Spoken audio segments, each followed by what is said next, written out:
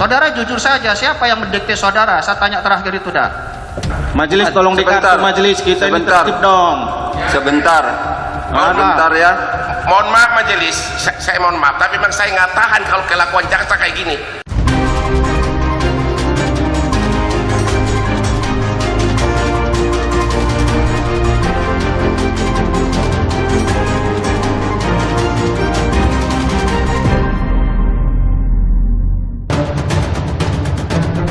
Perdebatan sengit mewarnai sidang kasus narkoba mantan Kapolda Sumatera Barat Irjen Teddy Minahasa. Upaya banding 4 terpidana pembunuhan Brigadir Yosua, Ferdi Sambo, dinilai berpeluang lolos hukuman mati. Terpilih menjadi Ketua Umum PSSI, Erick Thohir langsung dihadapkan berbagai persoalan klasik sepak bola Indonesia. Halo, selamat malam saudara. Bagaimana kabar Anda? Semoga Anda selalu sehat. Terima kasih Anda masih menyaksikan program Laporan Khusus yang berisi berita pilihan dari redaksi. Akan menemani Anda selama 30 menit ke depan. Bersama saya, Gracia Adur, inilah Laporan Khusus lengkapnya. Saudara, perdebatan sengit mewarnai sidang kasus narkoba mantan Kapolda Sumatera Barat Irjen Teddy Minahasa. Teddy kerap kali memarahi saksi selama persidangan. Dinilai tidak sopan, Ketua Harian Komisi Kepolisian Nasional menyebut sikap Teddy bisa merugikan dirinya dan akan menjadi pertimbangan hakim. Majelis tolong dikartu majelis kita ini tertib dong. Sebentar. Sebentar ya. Mohon maaf majelis, saya mohon maaf, tapi memang saya nggak tahan kalau kelakuan jaksa kayak gini. Baik, Ya sebentar. kalau nggak tahan keluar majelis. Sebentar. Ya Oke. silakan tertulis catat.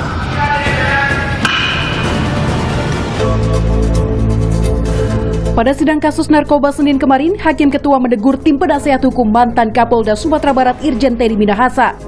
Hakim pun memberikan peringatan terakhir dan akan mengusir dari ruang sidang jika kembali membuat gaduh.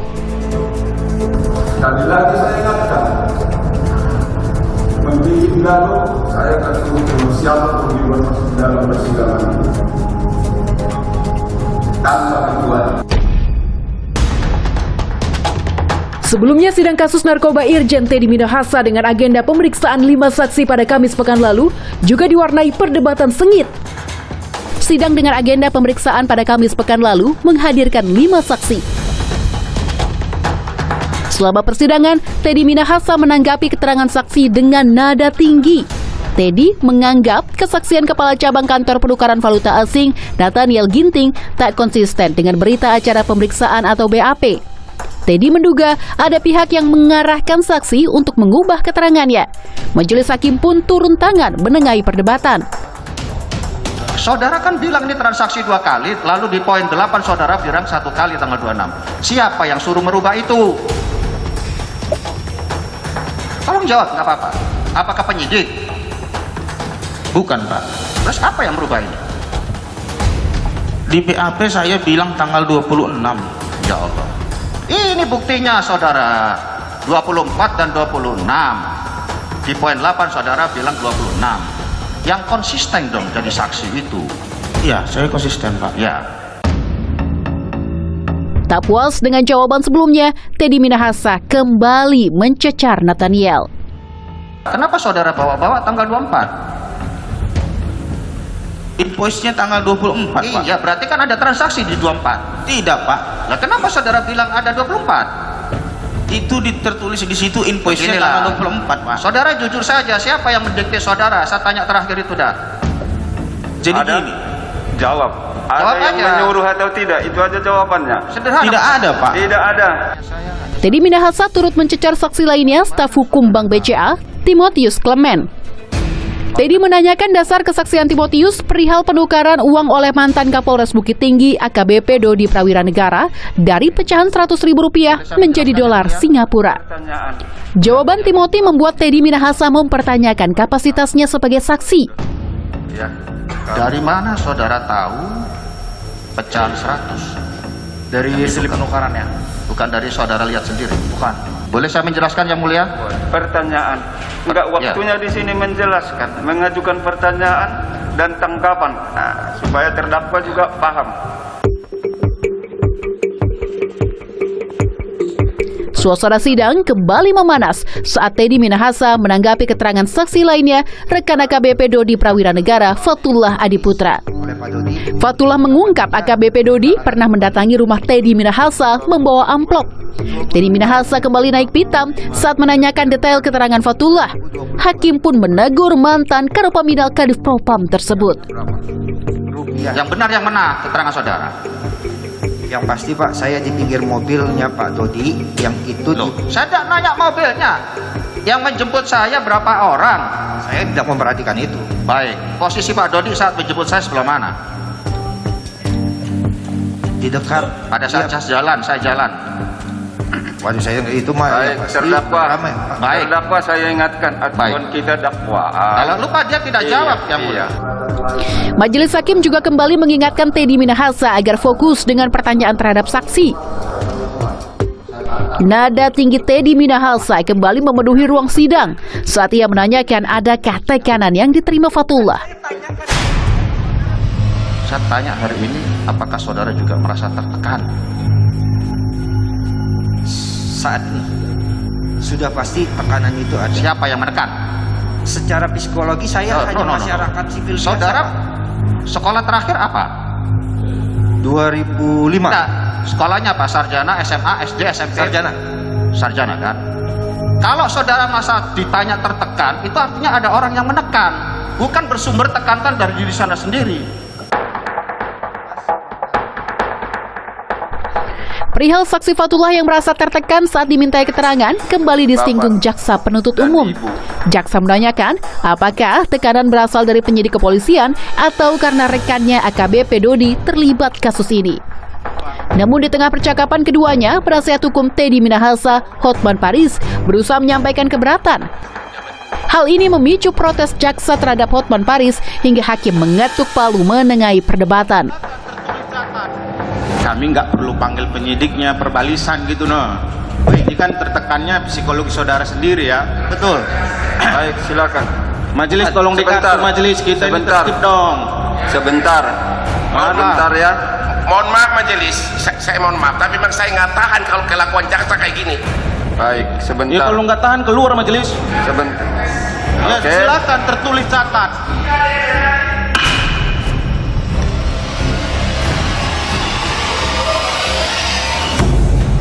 Lagi-lagi, hakim menegur pihak Teddy Minahasa dan jaksa. Hakim meminta kedua belah pihak bertutur lembut dan menahan emosi selama persidangan. saya fokus cari. Tidak perlu bersitegang urat leher. Apalagi suaranya juga keras-keras sampai seolah-olah ada marahnya. Kan begitu kan. Yang penting pelan-pelan pun Bapak buat. Yang penting ini dia dengar ngerti, bisa dia jawab. Kalau ada juga komplain, tunggu dikomplain di gilirannya. Jangan di waktu seperti makan cabai itu, langsung dimakan langsung pedas. Arogansi Irjen Teddy Minahasa yang masih melekat di tengah persidangan menjadi sorotan Ketua Harian Kompolnas Benny Mamoto. Ia menilai sikap Teddy yang berulang kali memarahi saksi tidak sopan dan akan menjadi pertimbangan hakim. Benny menyatakan sikap dia justru merugikan diri sendiri. Bisa dibayangkan bagaimana ketika dia memerintahkan bawahannya melakukan penjualan narkoba. Teddy Minahasa ditetapkan sebagai tersangka kasus peredaran narkotika jenis sabu pada 14 Oktober 2022. Sidang Teddy Minahasa telah bergulir sejak 2 Februari 2023. Mantan Kapolda Sumatera Barat ini didakwa memperjualbelikan barang bukti narkotika jenis sabu. Teddy diduga menyimpan 5 kg sabu yang diambil dari barang bukti sitaan Polres Bukit Tinggi. Dari total 41,4 kg sabu sitaan yang dimusnahkan hanya 35 kg.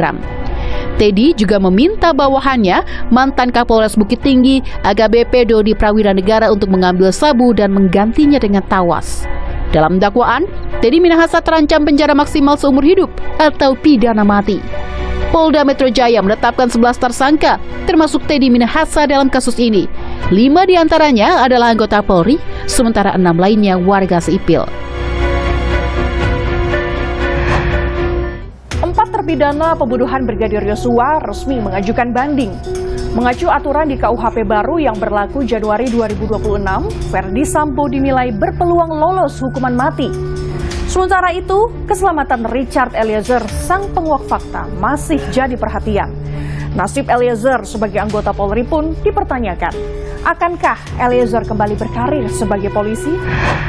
Menjatuhkan pidana kepada terdakwa tersebut, oleh karena itu dengan pidana mati. Hakim Pengadilan Negeri Jakarta Selatan telah memvonis 5 terpidana kasus pembunuhan Brigadir Yosua Huta Barat. Namun, upaya hukum para terpidana belum berakhir. Verdi Sambo, Putri Chandrawati, Ricky Rizal, dan Kuat Maruf resmi mengajukan banding atau vonis hakim. Dari 5 terdakwa dalam perkara pembunuhan berencana almarhum Joshua, ada 4 terdakwa yang menyatakan banding atas putusan yang dibacakan kemarin. Dalam aturan hukum, terpidana yang merasa tidak puas punya hak untuk mengubah hukuman lewat upaya banding, kasasi, peninjauan kembali, hingga permohonan gerasi atau pengampunan presiden.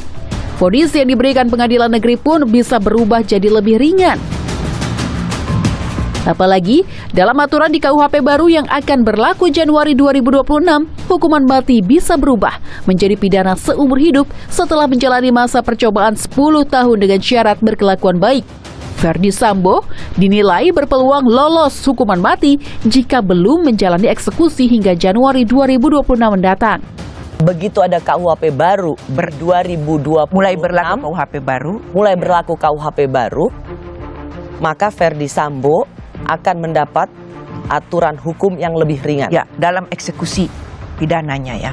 Hukuman yang akan diberikan padanya adalah percobaan 10 tahun. Kalau berkelakuan baik, maka dia menjadi seumur hidup. Betul? Ya, bisa begitu. Peluang itu ada. Pemerintah pun mengajak semua pihak tetap mengawasi proses peradilan kasus Sambo agar berjalan adil. Kadangkala kita dibuat terkejut seringkali. Putusan begini di pengadilan tinggi udah oke, tiba-tiba disunat di pengadilan tinggi, disunat lagi di Mahkamah Agung. Itu sering terjadi kejutan. Nah, oleh sebab itu, yang ini nih mari kita pelototi terus, jangan berhenti sampai di sini gitu. Kini, publik pun bertanya, akankah Verdi Sambo lolos dari eksekusi mati?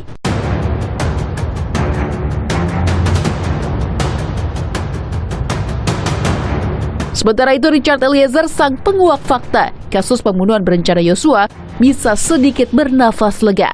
Setelah jaksa memutuskan tak ada upaya banding, Eliezer tinggal menjalani vonis hakim 18 bulan penjara dipotong masa tahanan. Namun, keselamatan Richard Eliezer masih jadi perhatian hingga perlindungan LPSK diperpanjang 6 bulan ke depan. Perlindungan secara fisik, kemudian makanan, kemudian ada yang menjaga. Nah, itu semuanya sama seperti di perjanjian yang awalnya.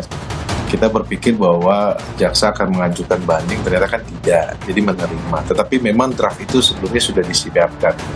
Tentunya dalam hal-hal ini ya Mbak Nite, kita tetap perlu menjaga supaya keselamatan dari Eliezer atau kenyamanan dari Eliezer ini tetap terjaga. Perlindungan LPSK terhadap Eliezer diperpanjang karena LPSK menilai potensi ancaman keselamatan masih ada.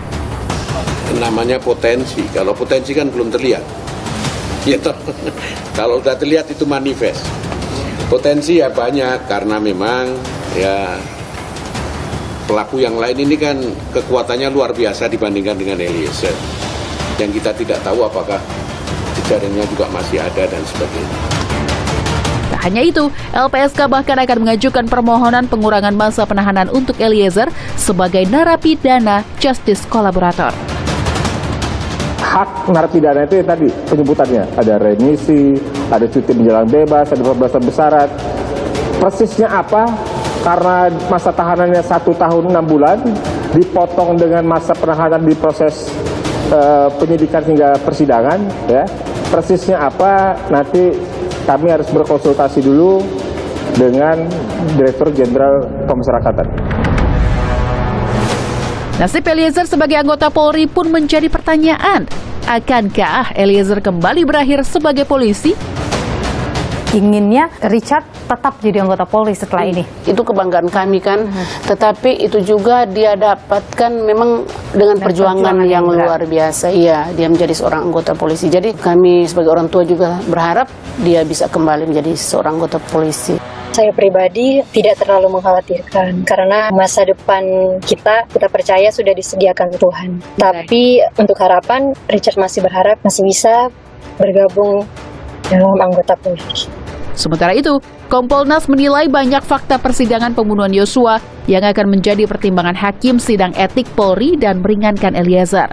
Menurut pengamatan kami dari hasil persidangan, putusannya, pertimbangan hakim, banyak hal yang nantinya tentunya akan menjadi pertimbangan dari Majelis Kode Etik dalam menyidangkan kasus Eliezer untuk hal-hal yang meringankan dari kacamata etik.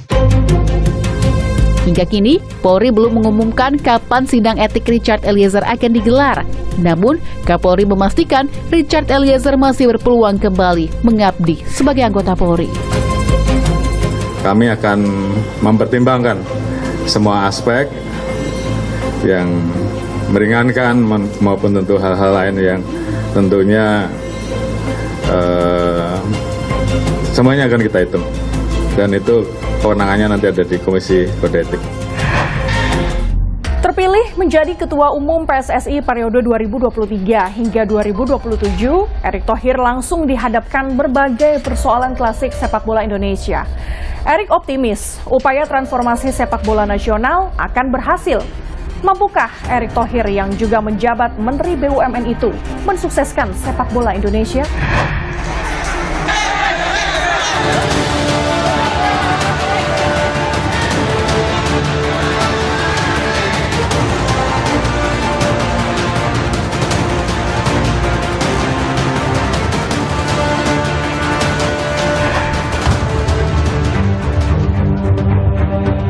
Menteri BUMN Erick Thohir terpilih menjadi Ketua Umum PSSI periode 2023 hingga 2027. Persoalan persepak bolaan Indonesia yang tak kunjung selesai kini menanti sentuhan tangan dingin mantan Presiden klub Inter Milan tersebut.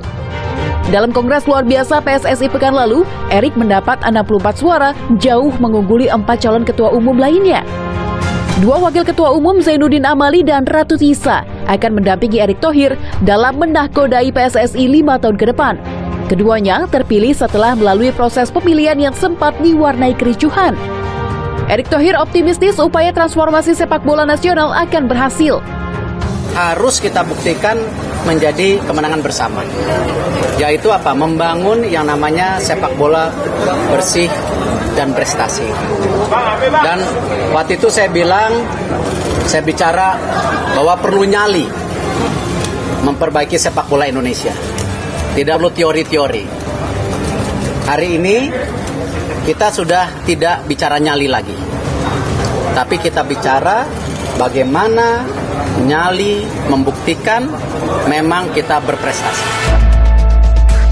Setelah resmi menjabat Ketua Umum PSSI, Erick pun langsung membuat gebrakan dengan membentuk komite ad hoc, supporter dan infrastruktur. Langkah tersebut dinilai Erick sebagai awal untuk membenahi sepak bola tanah air. Sebelum terpilih menjadi Ketua Umum PSSI, Erick Thohir menyuarakan 5 janji untuk memajukan sepak bola Indonesia. Kelima janji ini akan ia tuntaskan selama masa kepemimpinannya. Pengamat sepak bola Anton Sanjoyo berharap Erick Thohir memiliki kesungguhan dalam membangun sepak bola tanah air. Saya harus punya 2 asumsi, ya, karena saya punya alasan kenapa saya harus dengan 2 asumsi. Asumsi pertama adalah dia memang betul-betul ingin membangun sepak bola dan mendegradasi dirinya dari Menteri BUMN ke Ketua Umum PSSI atas kesadaran penuh bahwa dia memang ingin membuat sepak bola Indonesia ini maju. Asumsi saya kedua, dia sebetulnya tidak serius dan hanya membuat PSSI ini sebagai batu loncatan untuk karir politik dia. Yang kita tahu semua juga dia akan digadang-gadang menjadi calon wakil presiden 2024. Menurut Anton, persoalan besar persepak bolaan Indonesia terletak pada manajemen PSSI. Yang pertama menurut saya dia harus tahu betul apa yang terjadi pada persepak bolaan. Betul bahwa ada mafia, ada pengaturan skor dan macam-macam. Tapi menurut hemat saya apa yang menjadi kelemahan besar dalam persepak bolaan nasional adalah memang manajemen PSSI ini memang berantakan betul.